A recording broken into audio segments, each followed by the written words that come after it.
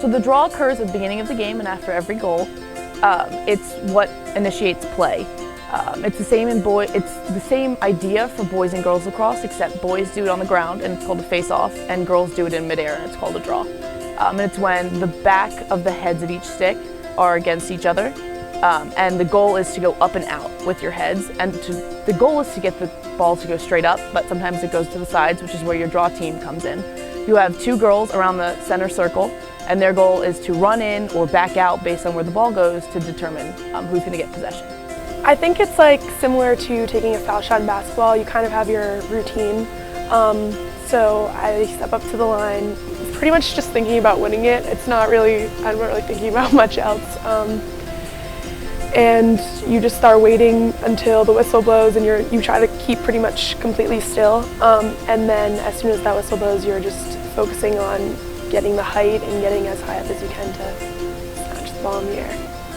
So the ref basically places the ball in between the tips of both heads, and it's the back of the heads that touch each other. Megan and I both push opposed to pulling. If I were to pull, I would be this way, and my goal would be to get the ball to go back behind me. But the way that I prefer to do it is to go in front of me. And basically the main mechanisms that I use while I take the draw is I use my left hand at the bottom to really pull up like a motorcycle. So what I would do is I would start this way, and my goal is to twist my stick up. And so up here at the top, there's at the edge of the sticks where the strings meet the head, there's a little bit of a lip along the side. My goal when I twist my hand up like a motorcycle is to get the ball to fall more into my stick so I can catch it with my lip, so I can decide where I want it to go. Pulling the ball, it's a lot of using your left hand to kind of direct where you want it to go. So you push forward with your right to get it in your stick, and then direct it with your left hand to catch it in the air.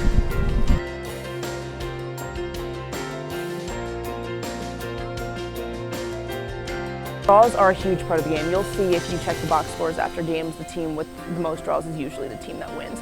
It's usually a huge part in deciding who gets possession, obviously. Makes it easier on your team if you can keep it from killing your defense in your midfield by constantly having the ball on the other side. Makes it a little bit easier on your goalie as well.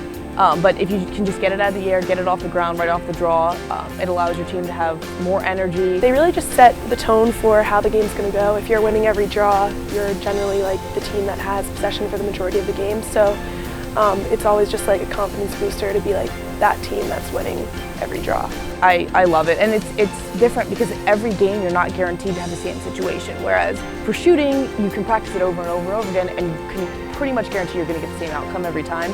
With the draw, it really does depend on the other girl that you take it against.